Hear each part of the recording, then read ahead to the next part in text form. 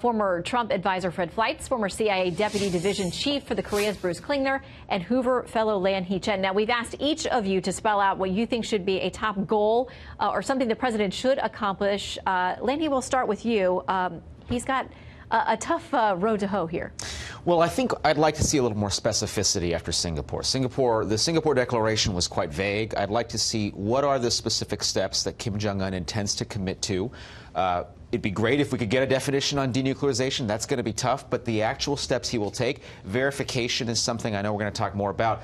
Actually seeing what that looks like, I think having some specificity around these concepts, and then we can talk about the easing of economic sanctions potentially on our side and what those steps might be. But in the absence of specificity, it's very difficult to really tell whether anything's been accomplished. Yeah, if you're moving the ball at all. All right, Bruce, you can give us your goal. We also want to talk with you about verification because you have expertise in that area, so however you want to tackle those two. Right. Well, Secretary Pompeo has repeatedly claimed that Chairman Kim has agreed to dismantle the entire plutonium and uranium enrichment production facilities and totally abandon the nuclear and missile arsenal. North Korea has rejected that claim. So what we need to see is get this in writing. We need to have a common definition on what denuclearization is. It's not global arms control. It's denuclearization of North Korea.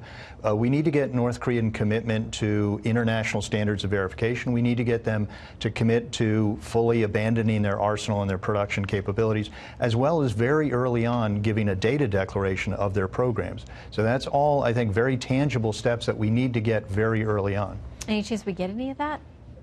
Well, if we don't have that, then we don't have an agreement.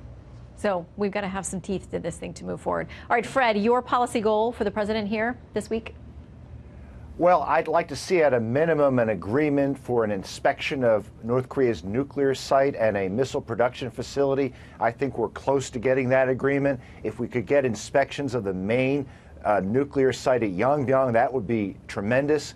There should be a roadmap on when North Korea is going to agree to inspections and dismantlement of other facilities, and also a date and a process on when North Korea will provide a full and thorough accounting of its nuclear, missile, and WMD programs. I mean, that timetable, I think, is very important. I don't know if we'll get that out of the summit, but if we at least started some inspections, I think it would be a big step forward.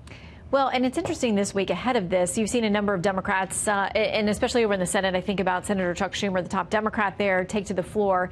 And they've talked about the fact that Congress is going to have to be a party to anything substantive the president agrees to. So, Lan Hee, I mean, he's negotiating with Kim Jong Un, but he's also going to have to sell this at home, whatever they come up with. He will have to sell it at home. And I think one of the challenges is we talked earlier about how politics is so imbued with everything we're doing now. And it's unfortunate because if we were able to come up with an agreement that had some teeth, that had some steps forward, I would think there'd be bipartisan support for it. So this is the challenge we're operating in the current environment. There's so much hostility toward the president and what he's trying to do from Democrats in Congress that what I fear is even if there is an agreement that comes forward that presents some actual achievements and accomplishments in moving forward, that maybe Democrats still oppose it, that'd be very unfortunate. And Bruce, what about South Korean buy-in? Because they have different interests, some aligned with ours and some that are very specific to their nation as well. Right. The South Korean president is a progressive or a liberal, and he's very interested in improving relations with North Korea and really leaving denuclearization to the U.S. But denuclearization is an international issue, so that's been a source of some friction between Washington and Seoul.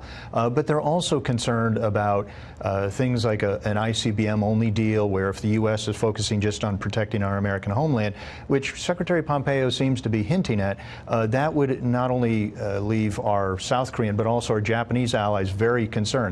They're concerned that we will only focus on our protection and not those of our allies. So a peace declaration sounds good, but really it's a meaningless gesture. It does nothing to reduce the nuclear, missile, or conventional force threat. So we need to work towards a peace treaty, but we need to get the North Korean conventional threat reduced before we sign any kind of document. Okay, and Fred, before we get cut off, I also want to bring in the issue of Russia. I mean, North Korea has been having conversations, a relationship with them too, and they clearly have a different interest than the U.S. does in these deals. I think that's exactly right. I think Russia has been violating UN sanctions. I think that has picked up recently. I think China is also. We need to keep the pressure on Russia and China.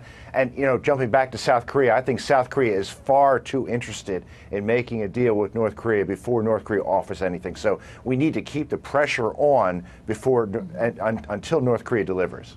All right.